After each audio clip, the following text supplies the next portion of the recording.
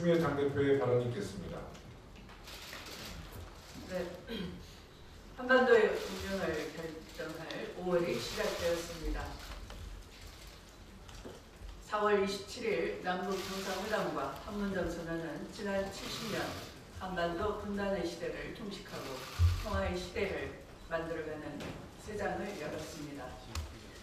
군사부 개선 이후의 남북 정상 간의 첫 만남은 뜨거운 감동이었습니다. 남북 합의 선언 문구는 남과 북의 진심과 진정성이 담겨져 있었습니다. 프란치스코 교황은 남북 평화 위해 용기 있는 결단이라고 평가했고, 안토니우스 구테레스 유엔 사무총장도 역사적 회담의 갈채를 보내주셨습니다. 전 세계 지도자들이 한반도 평화를 위해 이렇게 뜻을 같이 하고 힘을 모아주고 있습니다. 세계는 지금 전쟁이 아니라 평화, 갈등이 아니라 공존과 통합의 방향으로 나아가고 있습니다. 이에 5월 한중일 평미 북미 한러 북중 정상회담팀은 한반도 평화를 여는 대서사시의 제2장, 제3장, 제4장이 되기시다는 기대가 큽니다.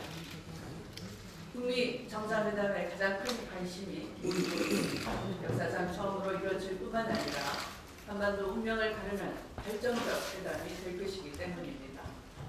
지금 우리가 가는 평화의 길은 지난 역사에서 단 한 번도 가지 않은 미중류의 길이자 두 번 다시 맡겨둔 천재 기부의 기회라 할 것입니다. 그러기에 우리는 어렵게 이뤄놓은 남북 평화 분위기를 잘 발전시켜 정부가 평화, 나아가 세계 평화로 발전시켜 나가야 할 역사적 책무가 있는 것입니다.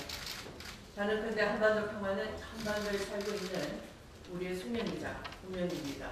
결단코 양보할 수 없는 소명이자 사명입니다.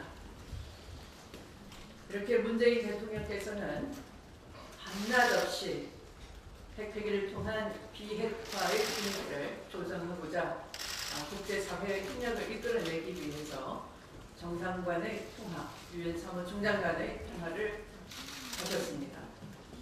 전 세계가 한반도의 평화를 염원하고 있습니다. 북한도 조건 없이 핵 실험장을 공개적으로 폐기하겠다고 선제적 선언을 했습니다.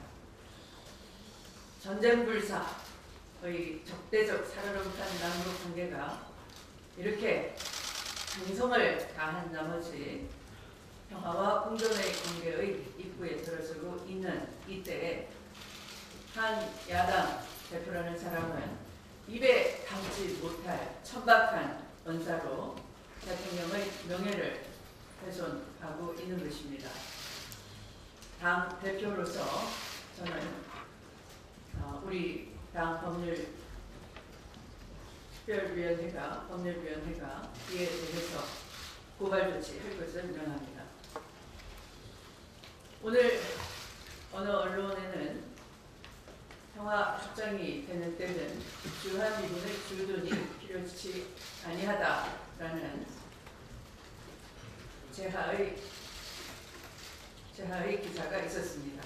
그러나 김대중 대통령의 6.15 정상선언에서도 양 정상 간의 주한미군 철수에 대해서는 있을 수 없고 주한미군은 국내에 계속 주둔해야 된다는 양 정상 간의 양해가 있었습니다.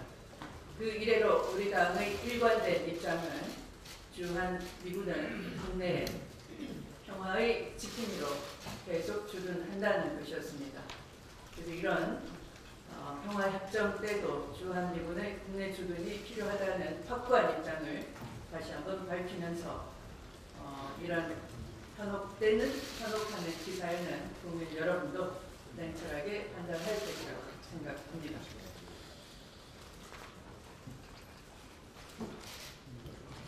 노동절인 어제 물컵 갑질 폭행의 무리를 일으킨 조현민 전 대한항공 전무가 경찰에 출석했습니다.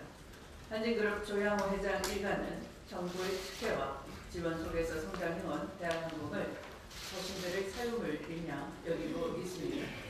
이러한 재벌 오너들의 갑질과 기업 공유에 대해 노동자들이 분노하며 일어서고 있습니다.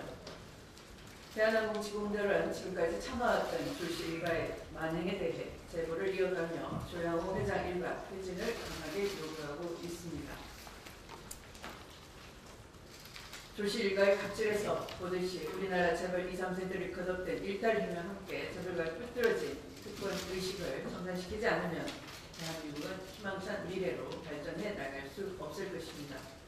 어제 문재인 대통령께서는 노동절 메시지에서 노동이 힘 있는 사람들에 의해 꿀대받고 모욕받지 않은 세상이 되어야 한다고 했습니다. 그러한 세상이 되기 위해서는 더 이상 재벌 일가의 갑질이 반복돼서는 안 되겠습니다.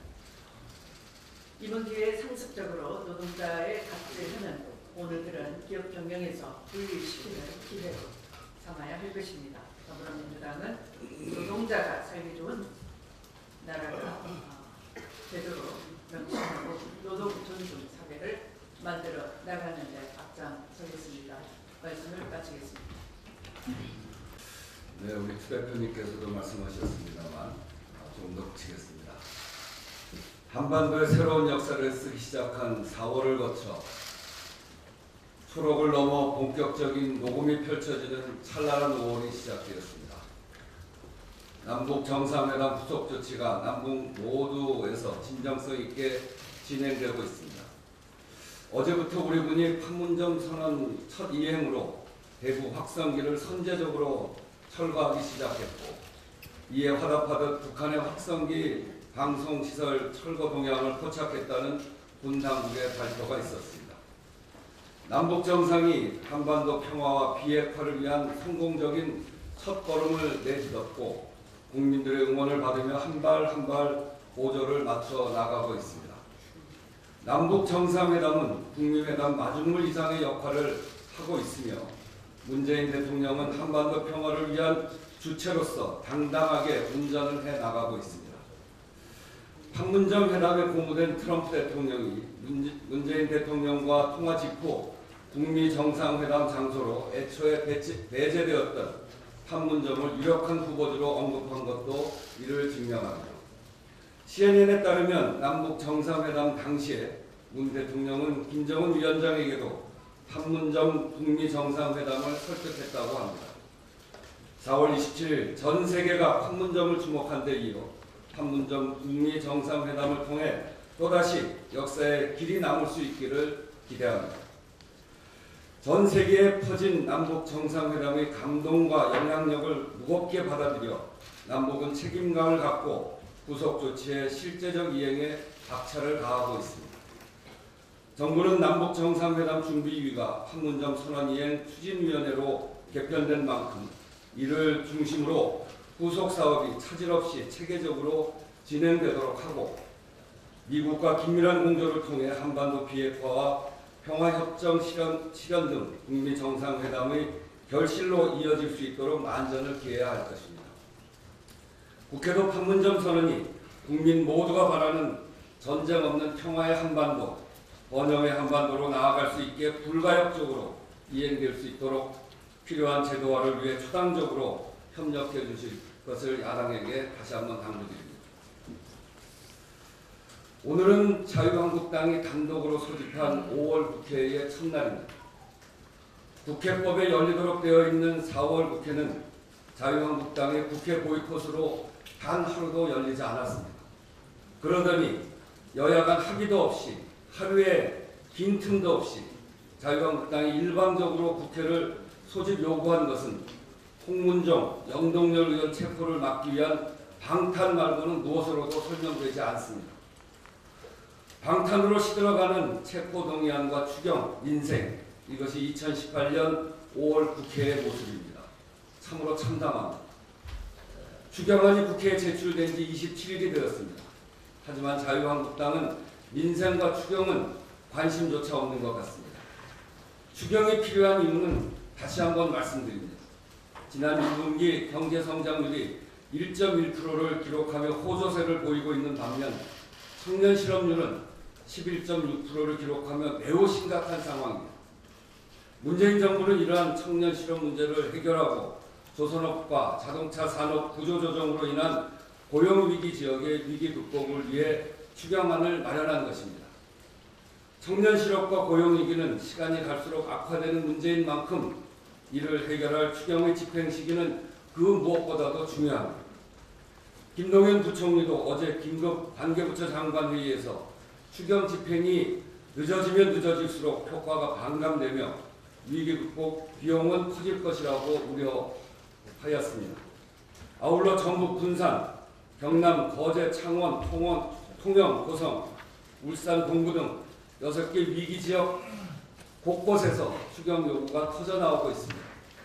지난 19일 해당 지역 자치단체장을 비롯한 관계자들은 조속한 추경 처리 촉구에 나섰고 23일에는 소상공인 연합회도 추경을 호소한 바가 있습니다. 이처럼 위기에 처한 당사자들은 추경 처리 지연에 피가 마를 지경입니다. 더 이상 자유한국당은 국민들의 구원의 요청을 외면해서는 안 될 것입니다. 자유한국당은 방탄국회를 위해 정쟁에만 올인하지 말고 추경과 민생입법 처리에 올인해야 할 것입니다. 어제 검찰이 삼성을 압수수색하여 확보한 문건이 한 방송사의 보도로 공개되었습니다. 보도된 내용에 따르면 삼성전자 서비스가 만든 문건의 제목은 을지로 습격작전으로 2013년 민주당 을지로위원회가 삼성의 불법 파견을 비판하자 삼성 비판 여론을 잠재우기 위해 하청업체 대표들을 동원해서 을지로위원회 활동을 공격한다는 내용입니다. 실제로 하청업체들은 당시 을지로위원회 위원들을 압박하는 활동을 실행에 옮긴 것으로 확인되고 있으며 저 역시 실제로 그런 압박을 받은 바가 있습니다. 2013년 을지로위원회 위원장이었던 저로서는 삼성이 하청업체들을 동원해서 이런 일을 뒤에서 사주했다는 사실에 경악을 금할 수 없습니다. 수사당국의 철저한 수사를 촉구합니다. 동시에 국회도 이번 일을 포함해서 삼성의 노조 파괴, 반도체 노동자 피해 등에 대해서도 철저하게 진상을 밝히고 다시는 이러한 일이 일어나지 않도록 제도 개선 등에 나서야 할 때입니다. 그동안 재벌 대기업 일가의 일탈과 갑질, 불법 하도급이 만연하고 골물대로 곰게 만들고 시장 경제를 뿌리에서부터 썩게 만들어온 그 장본인이 바로 자유한국당과 이명박, 박근혜 정부였습니다. 이번 삼성과 대한항공의 사례에 대한 일벌 100개를 통해 대한민국에서 다시는 이러한 참담한 일들이 벌어지지 않도록 제도 개선 등에 최선을 다하겠습니다. 이상입니다.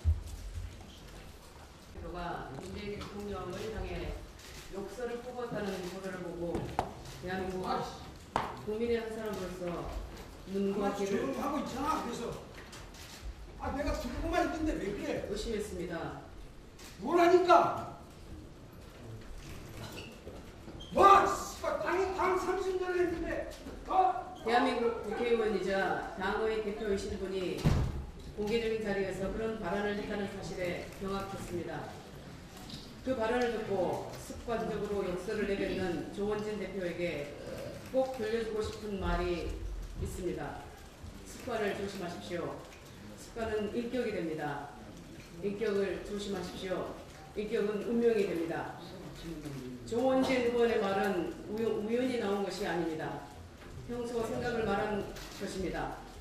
조원진 의원을 걱정하는 마음에서 충고드리자면 이미 내뱉은 말을 주워 담지는 못하겠지만 더 늦기 전에 잘못을 인정하고 사죄하십시오. 이번에도 그냥 넘어가면 습관적으로 또 욕설을 내뱉게 될 것이고 결국 조 의원은 인격 때문에 땅을 치고 후회할 운명을 맞을 수 있습니다. 그때는 후회도 늦습니다. 누구의 탓도 아닌 본인의 입 때문이니까요. 이상입니다. 이것으로 회의는 비공개로